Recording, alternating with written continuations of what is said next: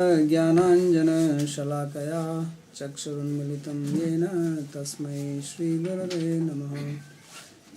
वन्देऽहं श्रीगुरो श्रीयुतपदकमलं श्रीगुरून् वैष्णवांश्च श्रीरूपं साग्रजातं सहगणरघुनाथान्वितं तं सजीवं साद्वैतं सावधूतं परिजनसहितं श्रीकृष्णचैतन्यदेवं श्रीराधाकृष्णपादान् सहगणललिता श्रीविशाखान्वितांश्च। हे कृष्णा करुणा सिन्धो दीनबन्धो जगत्पते गोपेश गोपिका कान्त राधाकान्त नमोऽस्तुते। तप्त काञ्चन गौरांगी राधे वृंदावनेश्वरी वृषभानुसुते देवी प्रणमामि हरिप्रिये। नमो महावदान्याय कृष्णप्रेमप्रदायिने कृष्णाय कृष्णचैतन्य नाम्ने गौरतसे नमः। पंचतत्त्वात्मकं कृष्णं भक्तरूपस्वरूपकं भक्तावतारं भक्ताख्यं नमामि भक्तशक्तिकं। श्रीकृष्ण चैतन्य प्रभु नित्यानंद श्री अद्वैत गदाधर श्रीवासदि गौर भक्तवृंद। हरे कृष्णा कृष्ण कृष्ण हरे हरे हरे राम राम राम हरे हरे। जन्माद्यस्य तोऽन्वयादितरतश्चार्थे सुभिज्ञस्वराट् तेने ब्रह्म हृदयादिकवये मुह्यन्ति यत्सूरयः। तेजो वारिमृदां यथा विनिमयो यत्र त्रिसर्गो मृषा धाम्ना स्वेन सदा निरस्तकुहकं सत्यं परं धीमहि। नारायणं नमस्कृत्य नरं चैव नरोत्तमं देवीं सरस्वतीं व्यासं ततो जयमुदीरयेत्। Reading from Srimad Bhagavatam, 3rd Canto, Chapter 13, verse number 33. We've been reading the description of creation explained by Maitreya to Sri Vidura, and how in the beginning he created different sons, and then in the last he created Manu and Satrupa, and Manu asked him what he can do to please him, and he gave him 3 duties: that he should create progeny, rule over the earth, and serve the Lord by performing sacrifice. So when he got this order, then he said that, but where will I function? I need some kshetra. And then Brahma realized that the earth was plunged in the Garbhodak ocean, and he did not know how to get it out from there. So he was deliberating, and then he prayed to the Lord, and finally this Varaha appeared from his nostril, and he jumped into the ocean, and he was bringing out the earth. At that time, this demon Hiranyaksha came and created an obstacle to him. So Lord killed him, and the sages, they began glorifying him. So in this verse he says that Tamala Nilam Sitadam Takotya Kshamamutshripantam Gajalilayanga Pragyaya Baddhanjalo Nuvake Virinchi Mukhya Upatastu Yusham. So at that time, Lord, he was lifting the earth, which was kept on his white tusk, and he appeared like an elephant holding a lotus flower in the trunk. So then all the sages, they understood that he is the personality of Godhead, Pragya. So with their folded hand, they started praying to him, being headed by Virinchi Brahma himself. So the prayers are being described from the next verse onwards. So Sri Vishwanath Chakravarti Thakur, he comments on this that Atra Shweta Varaha Kalpe Swayambhuva Manvantar Arambhe Brahmanasata Eva Shweta Varaha Avirbhuya Kevalam Prithvim Udhritya Eva Antardhat Tata Shashte Chakshus Manvantare Punar Akasmike Pralaya Jalader Avirbhuya Nilo Varaha Prithvim Uddharan Hiranyaksham Jaghane इति वराहद्वय लीलाम एकीकृत्य वत्र मैत्रेय प्राहस्मयति श्री भागवत अमृत कारिकाभ्यो अवगंतव्यम. So there is a problem here because this talk was about Svet Varaha Kalpa, the day of Brahma in which Varahadeva appeared as white in color, Svet. And in this verse it says Tamala Neelam Stadanta Kotya, that his color was blackish like the tamal tree. So how is this to be understood? So he says that in this particular kalpa where Swayambhu Manu was born, Svetvaraha came out from the nostril of Brahma, and after appearing he just uplifted the earth and he disappeared. There was no killing or fighting with Hiranyaksha. But he says that in the 6th Manvantara, which was Chakshus Manvantara, there was suddenly a dissolution, and that is the time that Varaha appeared in the bluish blackish form like Tamala Neelam described here, and he uplifted the earth and killed Hiranyaksha. So these two activities have been described as mixed together. So although the talk was going on about Brahma, Swayambhu Manu, and he was asking him what he has to do, and the earth was submerged. So really speaking, at that time Lord Varahadeva appeared from the nostril and he uplifted the earth and then he disappeared. There was no fighting with the Hiranyaksha because Hiranyaksha did not exist. So why it is described that he killed the demon who was blocking his path, and the color of Varahadev is Tamal. So he says this is from the previous Manvantara, because this is the 7th Manvantara going on now, and in the previous Manvantara Lord had appeared. There was a dissolution in the Chakshus Manvantara and he uplifted the earth, and that is the time Hiranyaksha had come, because he was guarding the earth, because it is in that Manvantara that Daksha's daughter was there and she was married to Kashyapa, and Hiranyaksha and Hiranyakashipu were born to her. So he says that these two pastimes of two different Varahas, they have been merged into one described here.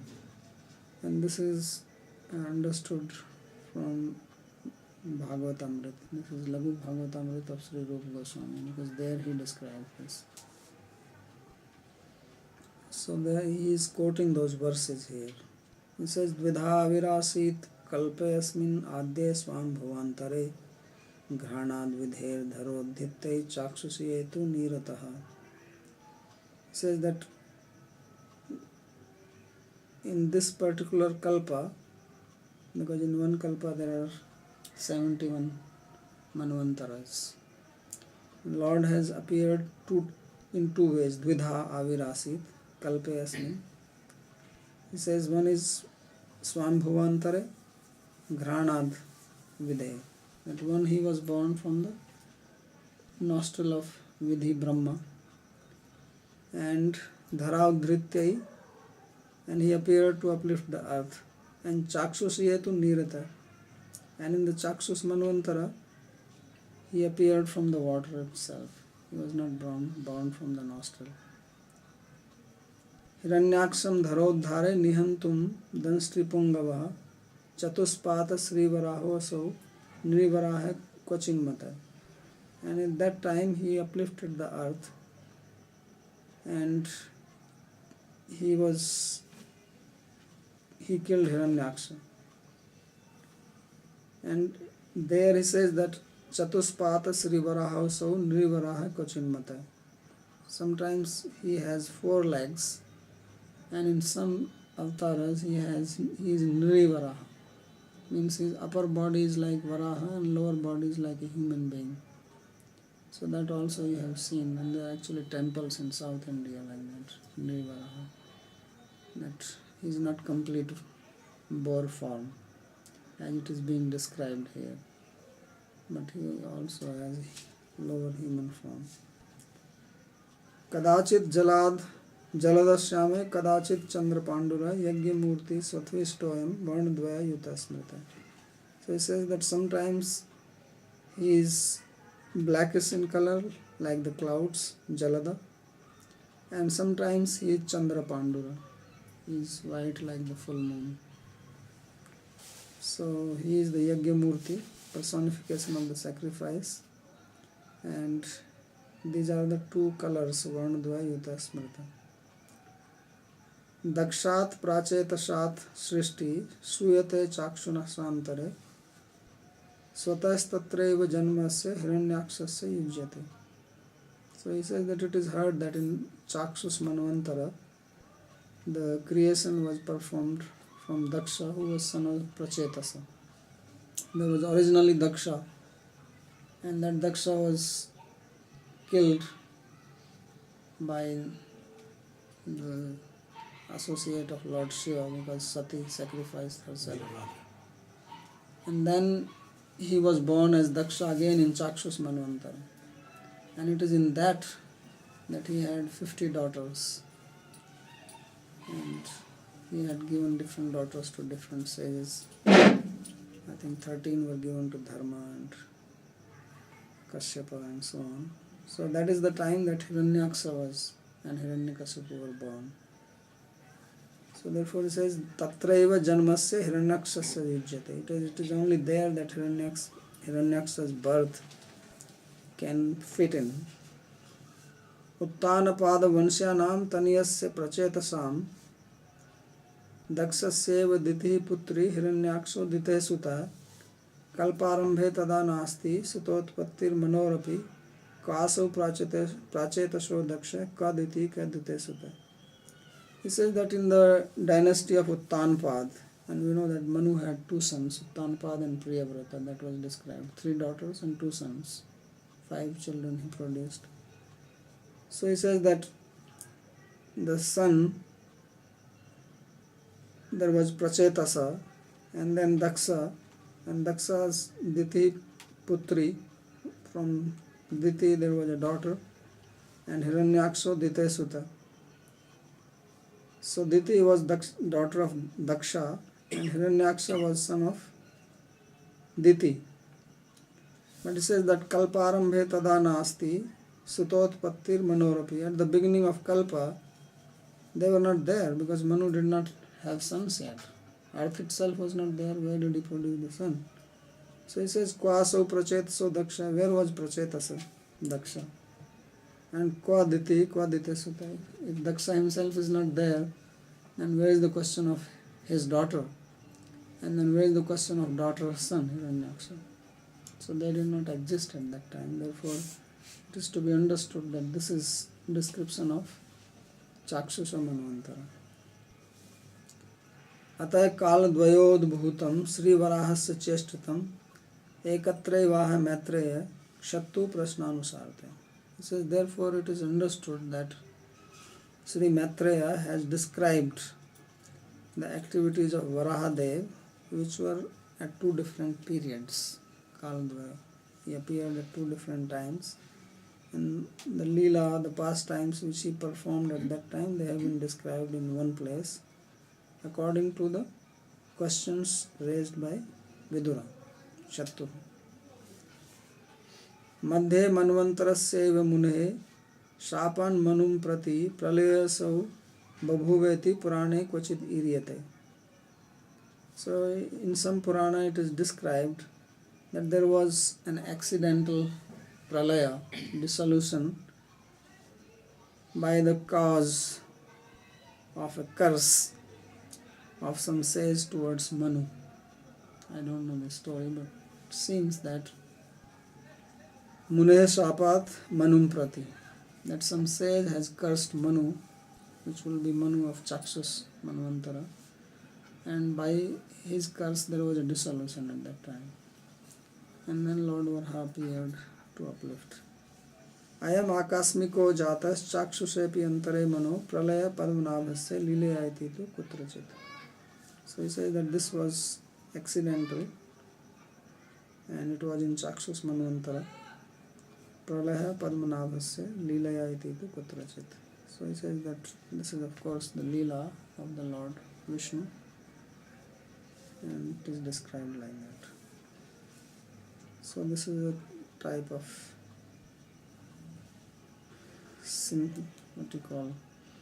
analysis he has done of two Varhas and how to understand them. So in this verse it says, Iti anuvako vedikam suktam tat sadrisai vakye stusto. In the verse it is described that the sages headed by Brahma, they glorified the Lord by their words which are called anuvaka. Anuvaka is a word which is used for the Vedic suktas. So they were not reciting Vedic suktas because the prayers are stated here, which we will read, but these were as good as Vedic sukta. They were like Vedic sukta, that is the meaning. So now the Rishi Avuchu,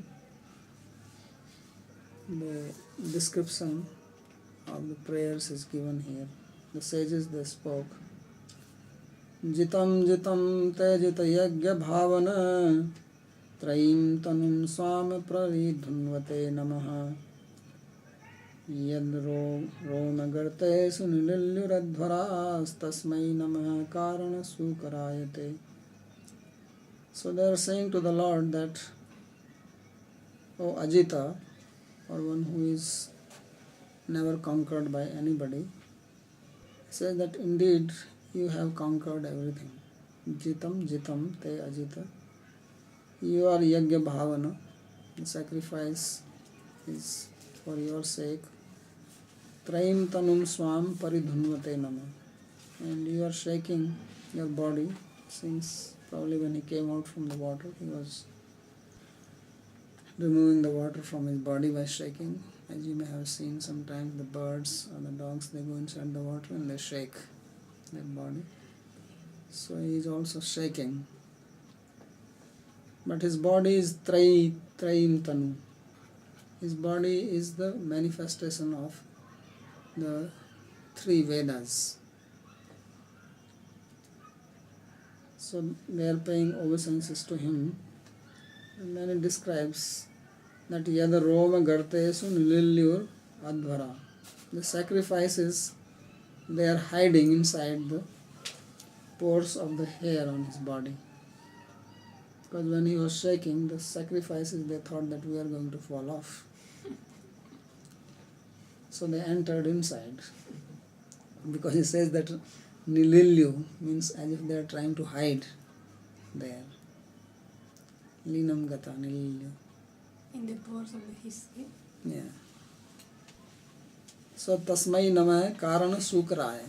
So he says that you are the karana sukara, you are the cause in the form of this sukara, this boar form, and we are paying obeisances to you. So twice the word jitam has been used here, means you have conquered over this demon, you have also uplifted the earth, so you are supremely victorious, because you are bringing out the earth, which is the support for everyone. As we read, it is the Jivadhani. So this is the function of the Lord, that he maintains. He is the sthiti, or he is the Palaka. He maintains, that is the function of Lord Vishnu, and earth is needed for the maintenance. So therefore he is uplifting. The demons, they create obstacle to that, so he removes them. And therefore the sages, they are praying. So these are all rishis here, which means that they have the Vedic knowledge, they know the mantras, but now they are praying in their own language, having the meaning of the Vedas. So Brahma, although is a Deva, and Manu, I don't think he comes in the category of rishis, but they are all called rishi here for this very reason, that they are going to pray to the Lord with Vedic mantras, which is the rikas of the, and that is the field of the rishis. So that's why the word used here is rishi avuchu, that the sages, they said it. So they are first explaining that he is yajna bhavana. So in the Vedas, sacrifice is a very prominent thing described. And if you read the Purvamimamsa, it is all about sacrifice, because that is considered as the dharma. So they are referring that this sacrifice is also propagated by the Lord himself. Although the ultimate purpose of sacrifice is in devotional service, but in the beginning it appears as if it is just for fulfilling the desires of human beings. As Krishna also says in Bhagavad Gita, Sahayagya Prajasrishva Purovacha Prajapati. So Sahayagya, the sacrifice, was created along with the progeny. And that means that Lord wants us to live according to the sacrifice, that our life is not meant for enjoying, otherwise we become like Asura or Daityas. We are meant to lead a life of sacrifice, and ultimate sacrifice is our own sacrifice. Therefore the ultimate essence of the scripture is in bhakti. As Krishna also says, Sarvdharman Parityaja Mamekam Sharanam Braja. So this is the ultimate meaning of sacrifice. It begins in a gross form, that you do sacrifice in the fire. But Krishna described many types of sacrifices in Bhagavad Gita. And the ultimate sacrifice is our own self. Mam Madhyam Samarpayami, that I offer everything which is mine and I myself. And therefore Lord is called Yajna Bhavana, because that is the thing which really pleases him, nothing else. And this is the meaning of Trai. This is the essence of the Vedas. Vedascha sarvair ahameva vedya. Krishna says, I am to be known from the Vedas, and Krishna means he is understood only by bhakti. Bhakti amama vijanati yavanyascha tatvata. So bhakti is the essence, and this is what is being described here, that you have established this. Jitam, or conquered, means that he is not only conquered with the demon, but the path followed by the demons, the path of enjoyment or karma.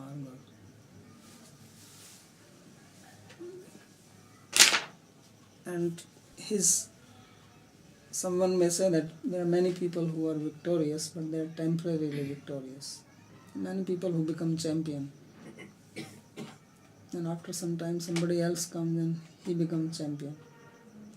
So they are saying that you are not champion, but you are also ajita. Jitam jitam te ajita, that you are always champion. You are never defeated or conquered by anyone. So that's why he is the object of worship. People worship some people who are famous for some time, but then their glories fade after some time, and someone else becomes glorious. So such a person cannot be the object of worship. In Bhagavatam, therefore, in the very beginning, when it is said Satyam Param Dhimahi, that we meditate, and meditation also signifies worship, the supreme truth. So that supreme truth is that which is unchanging, not that today is it truth, today somebody is champion, tomorrow he is not. So it is Param, means Sarva Desa Kalavarti, and it is not limited by any time or place. So object of worship should be such only, that he is always object of worship. Otherwise we are dissatisfied in the material life. We try to worship somebody. When we love somebody, means we worship that person. We give our heart to that person. We surrender to that person. Although we may not think this in our mind, but if we are affectionate towards somebody, we are actually surrendered to that person. We like to do the will of that person. But this surrender does not give us complete satisfaction, because it is towards somebody who does not satisfy or who is not qualified for this, because this is only for the Satyam Param. And he is Param, means he is not limited by anything, he is supreme. So that is the significance of Jitam Jitam Te Ajita. Yagya Bhavana Traim Tanum Tva Swam Paridhanvate Nama Yad Roma Gartesu Nililyuradhvara Tasmai Nama Karan Sukarai. Adhvara means sacrifice. Adhvara also has another meaning. Adhva means path, and therefore Adhvara means that he who is spoken in every path, or who is the essence of all paths. So that Adhvara is inside his body, Nililli, that is hiding in his body. So he says that we pay obeisances to that. So in these upcoming verses, this is basically a subject related with Purmimansa, because the whole description of his form is given in the prayers, and how the different parts of his body signify the different instruments used in doing a sacrifice.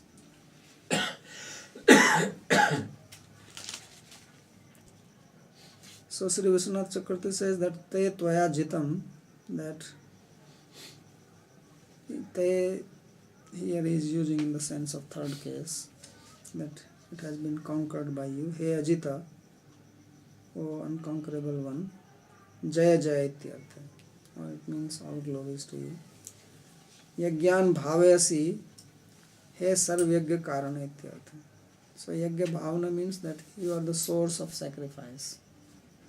Can mean also that one who is worshipped by Yagya. Yagyai Bhavayate iti Yagya Bhavana, or Yagyan Bhavayasi. Either way it can be used. Traim Vedamayim, He Sarva Jagat Karana. And your form therefore is the personification of the Vedas, because Vedas give the process of sacrifice. And you are the source of this universe. Rupam tavetannanu duskritatmanam durdarshanam devayadadvaratmakam chandansi yasya tvachi barhi roma swarajyam drishi tvangarisu chaturhotram. He says that this form of yours cannot be seen by duskritis, those who are impious, or whose mind is fixed only for sense enjoyment. They cannot see you. Why? Because you are Adhvaratmaka. Because this form is personification of sacrifices. All the sacrifices are inside you, and those who are Duskriti, they are not interested in sacrifice. They are interested in enjoyment, which is opposite of sacrifice. So how can they see this form? It is not possible. So Chandansi yasya tvachi barhi roma swa ajyam drishi tvangrisu chaturhotra. Says that your 4 feet are the 4 priests. There are 4 Vedas and there are 4 priests related with each Veda. So that signifies the 4 legs of the bowl. And Drishi Ajyam, the eyes are the clarified butter, ghee, which is used in doing the sacrifice. And Tvachi Barhi Roma, the hair on the body, that is the barhi, this kusa grass, which is used in the sacrifice. This is a special type of grass.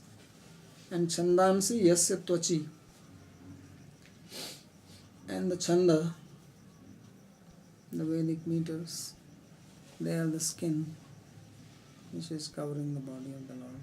So his whole body is being described now as personification of the sacrifice, as it was said before.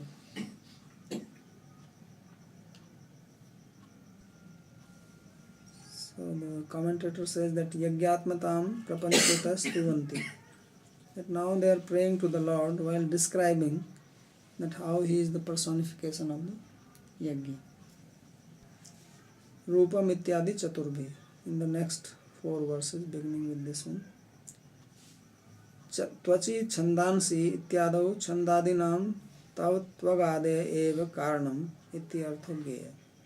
So he says that when it is said that the chandas are in your skin, it signifies that this your skin is the cause of the chanda, and that is to be understood with everything else. That different ingredients related with sacrifice, they are originating from the different parts of Lord's body. Barhi Shabde Dirgha Bhava Arsha. So Barhi actually should have long E. So it is Barhis. So this is Arsh. You say Chaturhotram Hotra Karma Chatushtayam.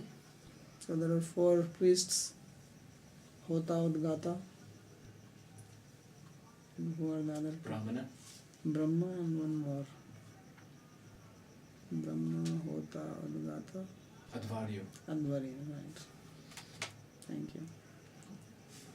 So their activities, they originate from the 4 legs of the Lord. That is the meaning of Chaturhotra. Then he says, Shruktunda Sit Shruva Isha Nasayor Idodare Chamsa Karna Randhare Prashitramatye Prasne Grahastu Te Charvanam Te Bhagwan Agnihotram.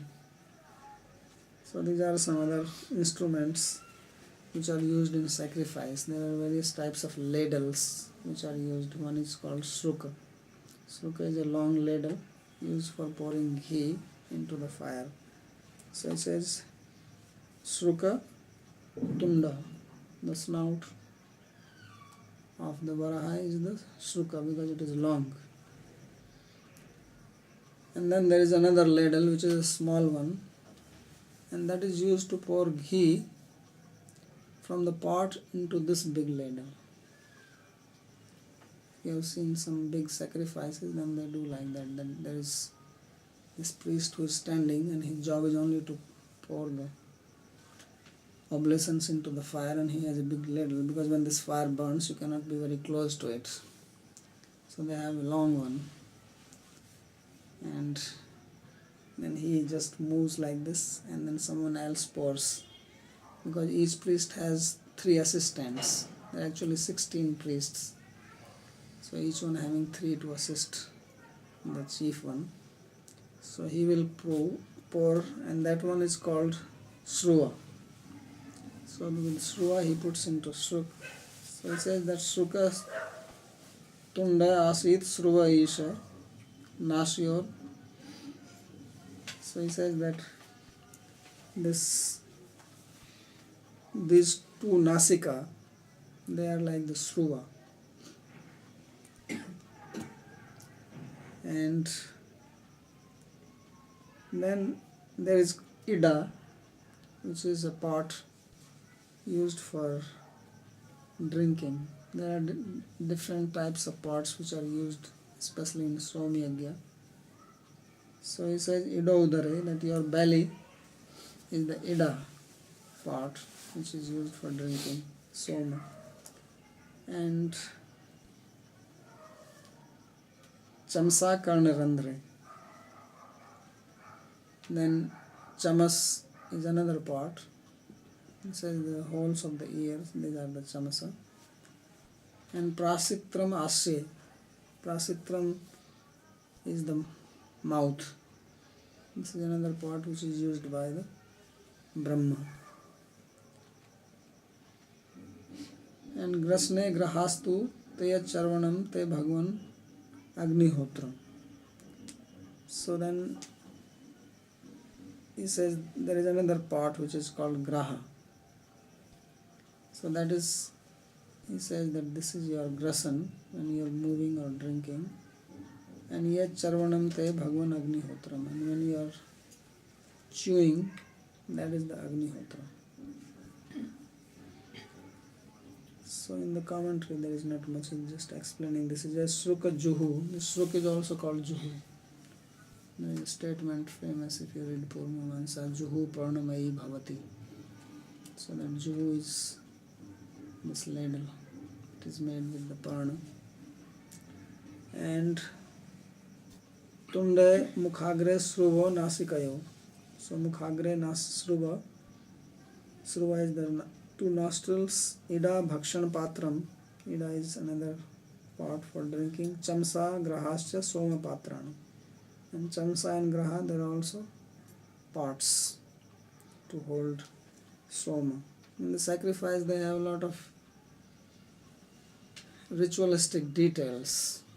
That how this has to be put here, then from here you have to transfer into another one, and everywhere you have to recite some mantra, and then how you have to drink, facing which side, how much. Prasitram Brahma Agapatram, Brahma Bhagapatram. Prasitram is the part which is for the share of Brahma, and Brahma here is one of the priests who is actually the supervisor.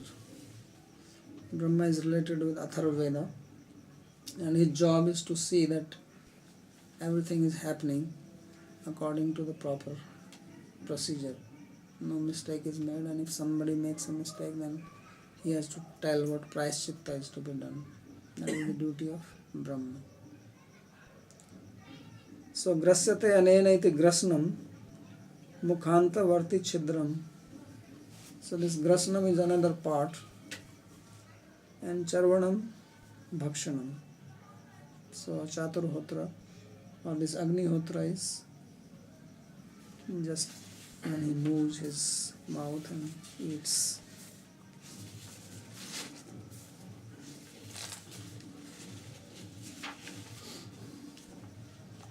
Now he talks about Isti. Istis are small sacrifices. There is a big sacrifice, and then there are small sacrifices which are performed. Like if they have to bring some mud from the field, then they take a donkey and you have to hold the rope in a particular way, and when he puts his fourth feet somewhere, one isti has to be performed there. Small sacrifice. So these are called istis. No wonder nothing ever gets done in India. Yeah, I mean, if you are busy doing this, there is nothing else you can do. Because if you read these descriptions, they are really complicated. It's so much technical. When you make little mistake, you don't get the result.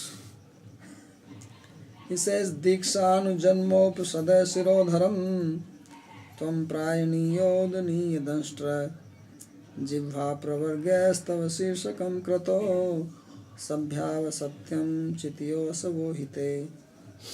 Now these are words which are not so familiar. So he says that Diksha Anujanma. There is one Isti which is called Dikshaniya Isti. When a sacrifice is performed, the first thing one has to do, there is a Yajman, means one who is what you call sponsoring the sacrifice, and then there is a priest or there are priests. So before the sacrifice begins, the host, which is called Yajamana, he has to take a Diksha, this type of initiation. In India, you still have the custom whenever they do some auspicious thing, they tie this thread, this colored thread on the hand. You might have seen. This is called Kalaya. So this thread is that he is now initiated in this particular activity, and the person is supposed to follow certain rules for the period. It's like when you take Diksha with the Guru, then you have to follow certain rules for the rest of your life, because it's spiritual Diksha, it is not for a particular purpose, for a period. But when you take a sacrifice Diksha, for doing a sacrifice, this is a limited type of Diksha. And when Diksha is performed, then there is a deity of Diksha. So the actual purpose is that when Diksha Sanskar is performed, then this deity of Diksha actually is established in the host. That now he comes and resides in it, because they are deities of everything. So one sacrifice is performed for that, and that is called Diksha Isti. So he says that Diksha Anujanma, that your appearance, that you appear, that is the Diksha or Dikshani Isti. And then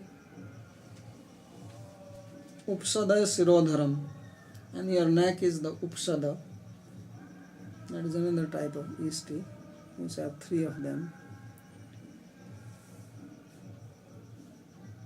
And Tvam Prayaniyo Udaniya Danstra. Then you have these 2 tusks. These are 2 types of Isti. They are called Prayaniya Isti, which is performed after taking Diksha. And then there is Udaniya Isti, which is performed when the sacrifice is over. So just as there is a Isti performed at the beginning of the sacrifice, and when it is completed, then there is also Samskara or Isti which is performed, and then you are free from that Diksha. It's like you may have seen that when they do this Ganesh Puja or Durga Puja, then first the deity is invited, and then you worship the deity for a particular period, 3 days or 1 week, and then you take the deity and there is a Visarjan, and she is sent back. So deity actually comes into that form only for a particular period, and then she goes away, and that's why this structure is put inside the water, submerged in ocean or in the river, because it's only for a particular function it comes. So in this Karmakanda, things are temporary. In path of devotion, our deity is permanently there. It's not that we invite him and then he goes away, invite him and he goes away. It's not like that. But just as in the case of deity, which is more related with devotion, the same thing is also in the sacrifice. The deities are invited.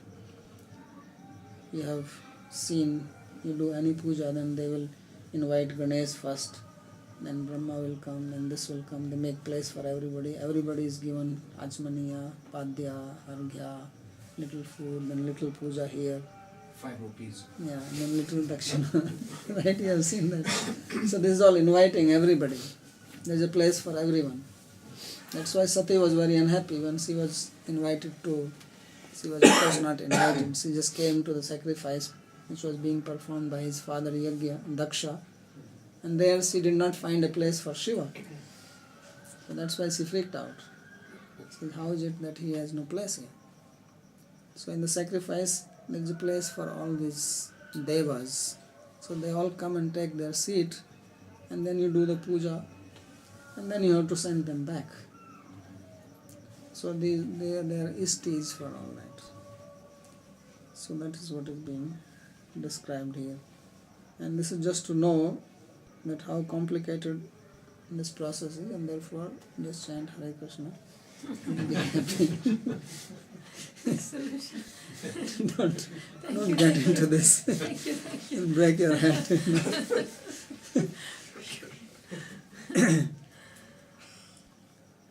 So Jivha Pravargyas Tav Shirshakam Krato, and his tongue is Pravargya. This is an activity which is performed before the Upsada. And Upsada has these two types of activities. So that is done before. And then he says that Shirshakam Krato, then you have head, that is performing homa without fire. And then there is Avasatya and Pranachiti. So Pranachiti is bringing the bricks and how the bricks are laid down. So Chitiyo, that is life air. Chitiyo Asuvohite and Sabhya Avasatyam. Avasatya is another type of activity in the sacrifice. Any commentary on this? So Vishwanath Chakravarti Thakur says that Diksha, Dikshniya Isti. Diksha signifies the Dikshniya Isti. Anujanma Barambara Bhivakti. Anujanma means appearing time and again. That is the Diksha. Upsada Stisra Ishtaya. Upsada signifies three istis. Sirodharam Griva Prayaniya Dikshantara Isti. So Prayaniya is the isti performed after Diksha. And Sirodharam is another thing signified by the Griva. Udayaniya Samapti Isti Tedav Danstre. Udayaniya is the isti performed at the end. And this is the tusk. Yasya Pravargyo Mahavira Pratyupsada Purvam Kriyate. And there is Pravargya, which is also called Mahavira. It is performed before the Upsada. Sabhyo Homrahito Agni. Then there is various types of fires are there. There is Agni, Agni, Dakshina Agni. So there is also Sabhya. And this is a fire which is Homrahita. Means there is nothing is offered in that. Avasatya Apasanamni. This is another type of fire. Tayor Dandakyam Tattav Kraturupam Sirsha Siva. So head signifies that. Chitaya Istika Chainani Panch Asva Prana. And selecting the bricks, because when you lay down the bricks, these bricks also signify. So they are the life airs, and the bricks also have to be worshipped first. Then only you lay the bricks.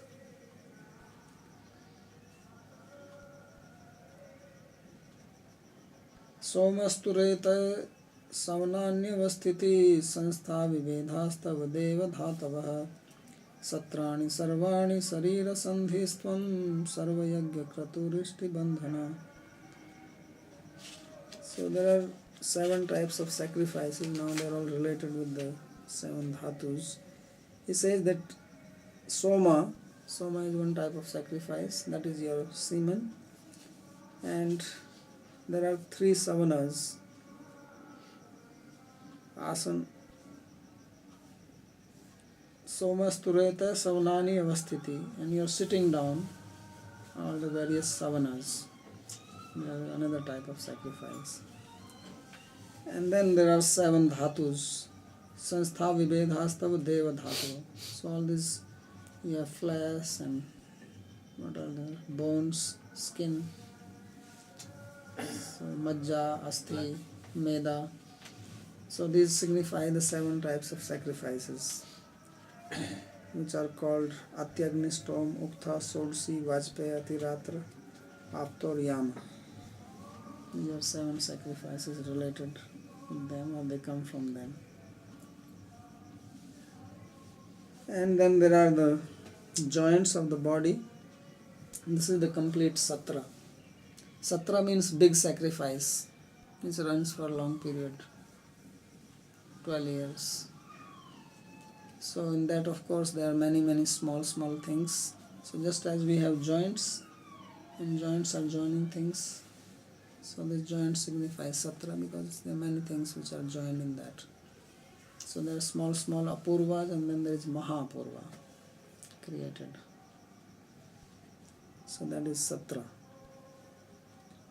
So there are various types of satra. The satra starting from 1 day and up to 1000 years. So there is a description in the Mahabharata that one king, he performed sacrifice for 12 years. He poured so much ghee into the fire that fire got indiced.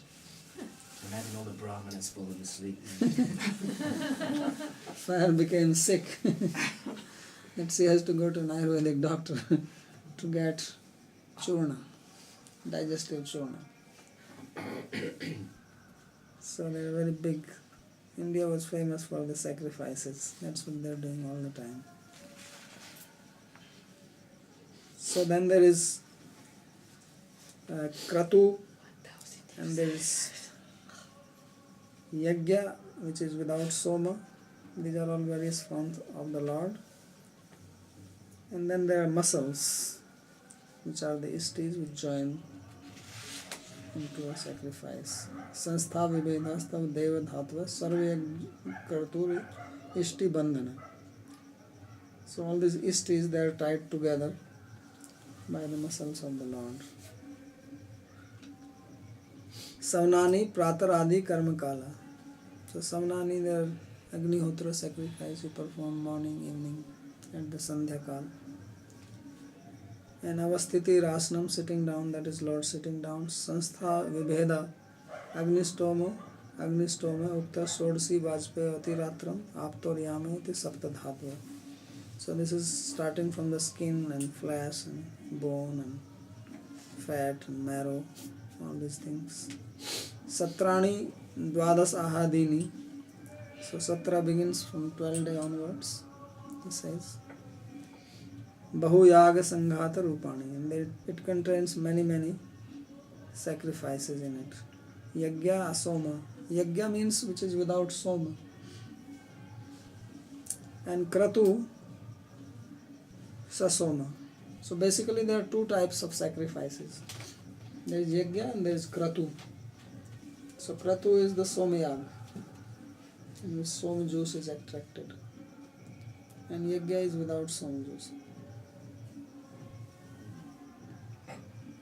Tadrupastvam, and istir yajnam yajnang bhuta tvad bhakti saiva bandhanam yassasa.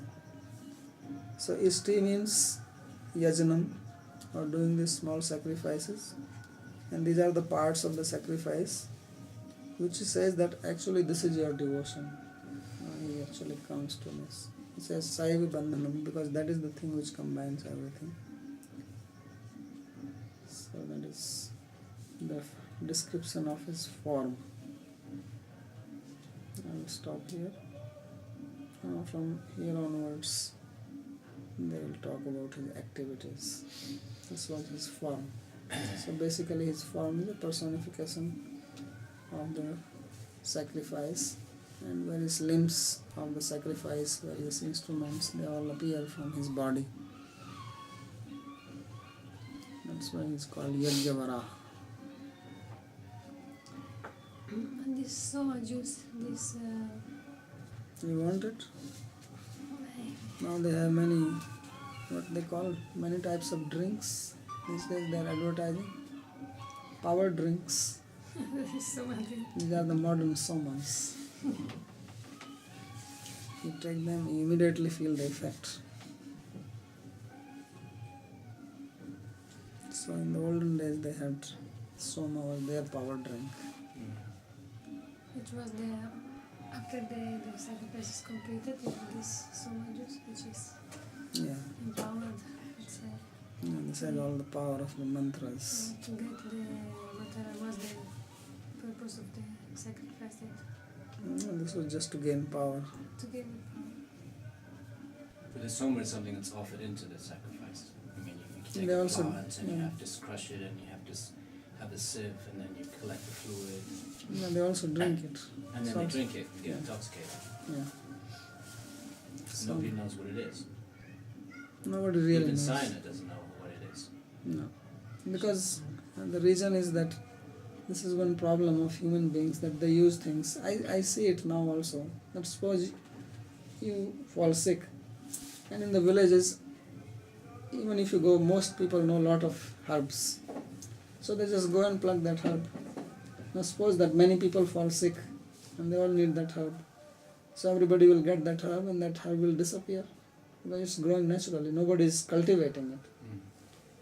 So they were doing so many yajnas with soma, and they never planted this somalata. It's supposed to be a creeper, at least according to the description. It is a creeper which was growing in the Himalayas. I think they all went and they picked it up and it got lost. And the hippies came over from the west and they picked it up too. I don't know about that. If they found one. But there is another interesting explanation of soma. I read that it is in the mushroom. The mushroom. Amalita mascara. I don't know. Yes, that. it is very Because poison. the scholars try to figure out what it is. Do you know what the most bizarre interpretation is? Someone actually wrote a book on this, a PhD dissertation. Because when you do soma, you have to crush it, and then you have to sieve it. You know, you have to put it through a sieve, and then you collect the fluids.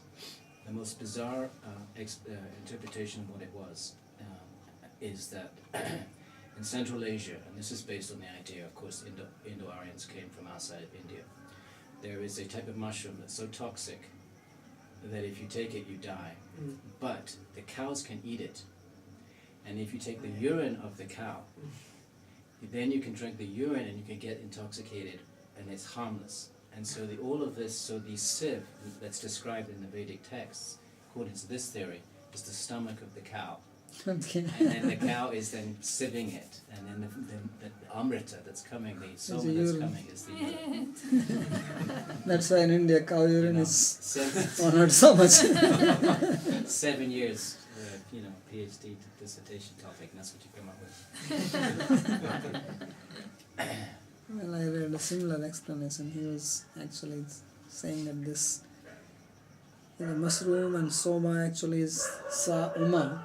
It's the name of Shiva. Because Umena Sahavartata iti Soma. And Shiva is in the mountain, and that's where this grows. And this whole thing was eating mushrooms, and by drinking this you get intoxicated, because it is described that devas drink this and they were intoxicated by drinking soma. So all kinds of interpretations, So we have a question about all of this.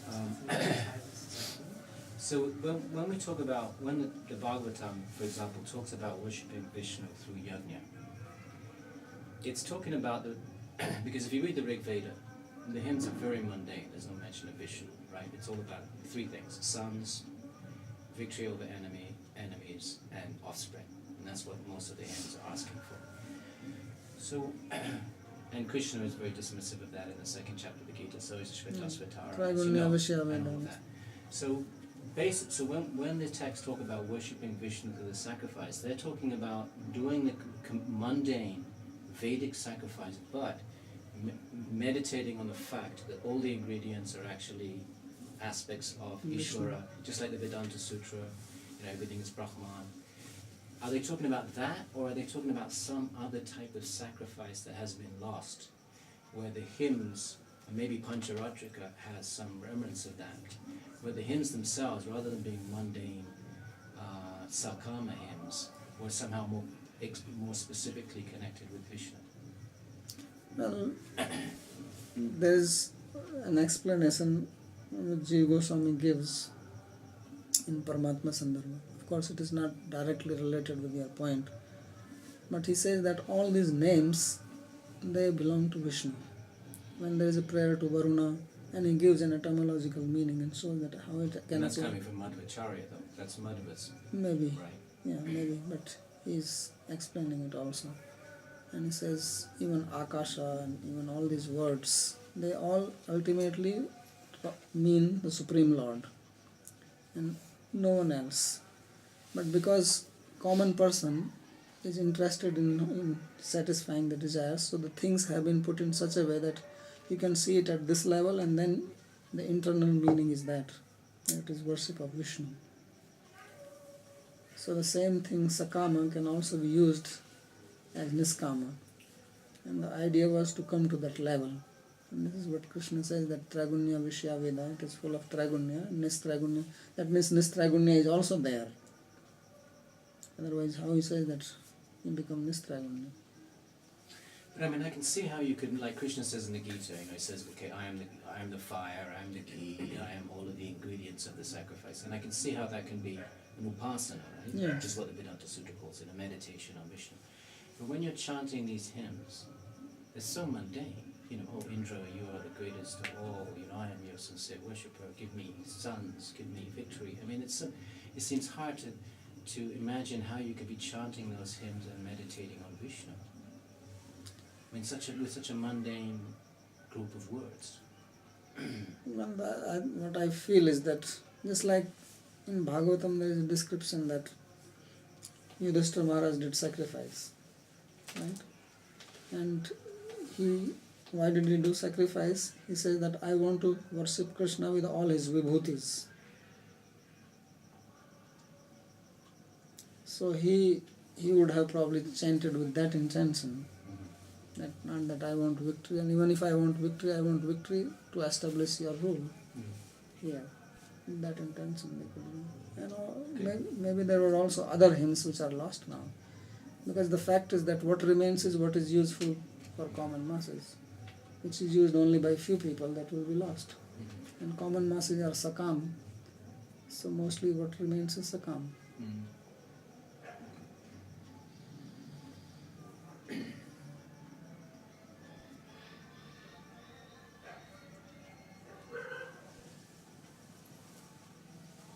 Okay.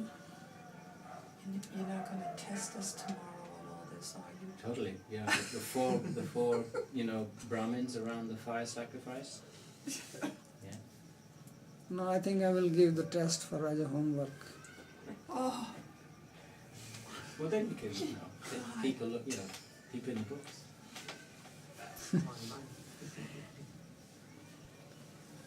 I don't know if I have time to give test in the class.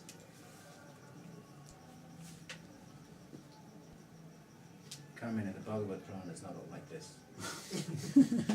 Yeah, actually this is like something really esoteric. Some esoteric, bizarre kind of section of the Bhagavad. It's when, Another good first introduction. yeah, it's not for a newcomer. We are already in the third canto. A lot has gone already. So why is this description of applied to particularly to Varaha and not to some other avatar or manifestation of Vishnu? Because he was the first one, or because he rescued the earth, or is there like a real specific meaning that Varaha has to be the personification of Yagya? Well, I think the way he has described the body, that it is signifying sacrifice. Of course, that description could be applied to any other form also. But Or no, I was just thinking maybe it is because, Varaha, after all his war of him, he had to uplift his form, to give his form a more, really respectable and honorable and worshipable aspect. And he is given the Yagya form. no, but again, the form as it is being described although he is called Varaha. But Varaha means Varan aharti iti Varaha.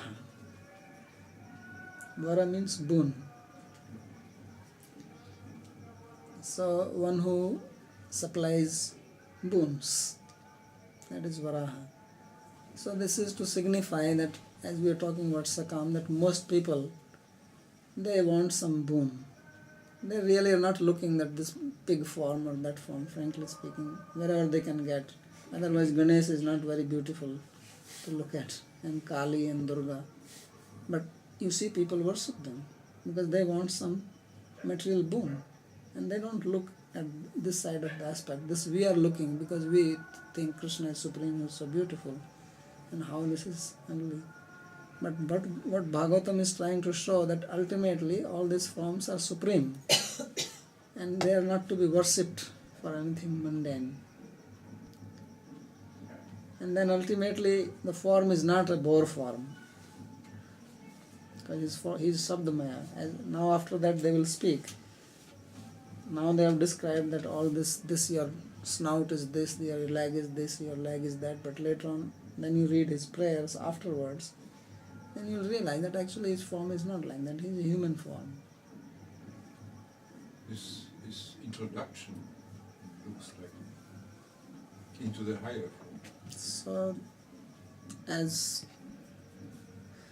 in Bhagavatam, Vidura, Maitreya will say it later on actually, that Katha, and what is that? Sakapite Bharatam Ahe Krishna. He said that even your friend, he has told all these stories, Matuni Krishna Grahanaya, to bring the mind of people towards Krishna. So many types of stories are described in Mahabharata. You have read Mahabharata. So many fantastic stories are there. But they have a purpose, because people like to hear stories. And those people who do not have the adhikar to study the Vedas, so Stri Vyasadis Bandhu Nam Traina Suti Gochara, so for them Mahabharata Munina Kripaya Munina Kritam, and out of grace he composed Mahabharata, because they can hear the stories and the same essence is given here, which is devotion to Krishna. In two ways. One. So idea is to bring everyone to the level of devotion, bhakti to Krishna. But because different people are at different levels, so they have used different methodology to make them interested. So some people will be attracted to Varaha, you may not be attracted.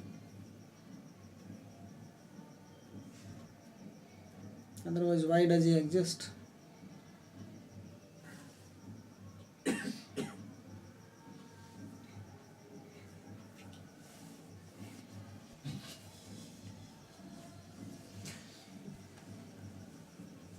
About this dissolution, accidental dissolution, I thought that everything is moving like in a circle like this.